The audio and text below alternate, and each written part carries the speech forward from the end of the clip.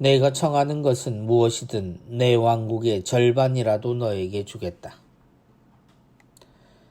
세례자 요한의 순환을 기억하는 날입니다. 많은 성인들의 죽음이 그들의 축일이 되었듯 우리도 요한의 순환일에 성인을 기억하고 그 죽음의 가치를 헤아려야 합니다.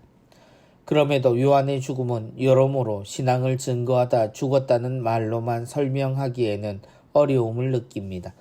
그의 죽음은 사실 신앙을 증거하거나 하느님의 말씀을 전했다는 이유로 죽었던 수많은 예언자들의 죽음과는 조금은 다른 결을 느끼게 되기 때문입니다.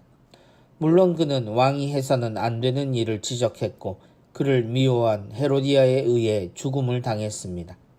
그런데 그를 죽인 것은 그를 두려워하고 그의 가치를 인정했던 헤로데 왕이었습니다. 그리고 죽음의 실제 이유는 이 왕의 약속 때문이었습니다. 왕의 약속이라는 자존심이 걸린 권력과 권위가 요한의 목숨을 한순간에 잃게 만든 이유였습니다. 헤로디아가 요한을 해치려 했지만 그럴 수 없었던 것은 다름 아닌 헤로데 때문이었습니다. 그는 결국 요한의 말을 어기고 해서는 안 되는 결혼을 했지만 그럼에도 그는 요한을 아끼고 보호하려 했습니다. 요한은 죽을 이유가 없었다는 것입니다. 그래서 헤로디아의 음모가 들어가 있기는 했지만 그것이 요한의 직접적인 죽음의 이유는 될 수 없습니다. 자신의 생일을 축하하는 자리 그리고 춤추는 소녀에게 한 그의 약속에 헤로데는 자신의 자리를 걸었습니다. 왕의 약속이니 물리지 않을 것이라는 것, 그래서 자신이 가진 나라의 절반이라도 줄 수 있다는 맹세가 헤로데의 발목을 잡았습니다.